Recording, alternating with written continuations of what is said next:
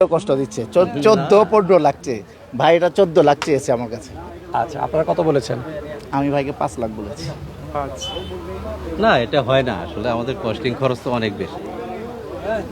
এটার ওজন এত বড় এটা 950 কেজি। হ্যাঁ হ্যাঁ 950 950 কেজি লাইভ ওয়েট আছে। এটা আমাদের একটা ধারণা, এরকমই আমরা যোগ বিয়োগ করে দেখেছি। 14 লাখ টাকা দামের গরু, মানে একটা 14 লাখ টাকা দাম একটা গরু দাম চায়, অনেক আশা নিয়ে এই দামটা চায়, অনেক সৌন্দর্যের কারণে এই দামটা চায়। আচ্ছা আচ্ছা, এই গরুটার দামটা চাওয়া হচ্ছে 14 লাখ টাকা।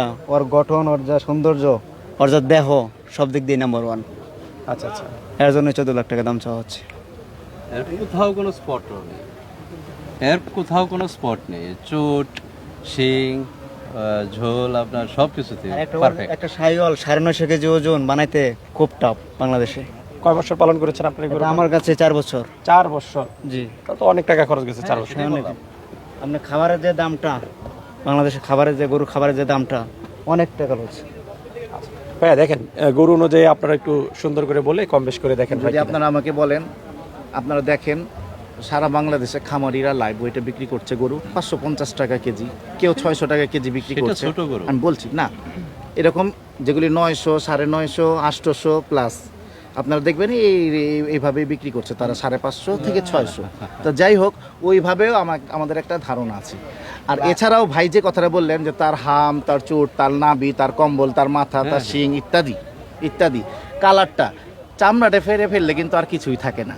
সবাই কিন্তু দিন শেষে ওই যে ওইটাই হিসাব করে মাংস কত পূজারী তো পড়ে। মানুষ। যত যেভাবেই ঘুরান না কেন, লাইভ ওয়েটে নেন আর ঠিকই নেন, Live weight মাংসর আমরা কেজি বিক্রি কিন্তু করেছি। কোরবানিতে 1000 টাকা কেজি পড়ে। সৌন্দর্যের পূজারি, জি সুন্দরের জি, পূজারি। অবশ্যই। কিন্তু live শুনেন, weight ও গরু না ভাই, বিক্রি- আরেকটু আর কোরবানির নিয়ে আসেন। বিষয়টা হলো যে আরেকটা আমি আপনার যে কথাটা বলি, সুন্দর- ভাইরা হচ্ছে গৃহস্থ বা খামারি যেটাই হোক, জি, জি, জি। খামারিরা এরকম একটা গরু আসলে তারা লালন পালন করতে গিয়ে তাদের অনেক বেগ পেতে হয়।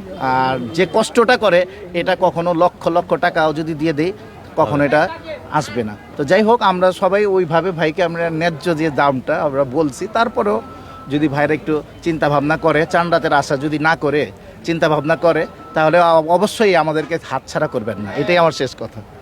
না ভাই, আপনি যেভাবে বলছেন আসলে ওইভাবে আসে না। একটা গরু লালন পালনে অনেক টাকা খরচা।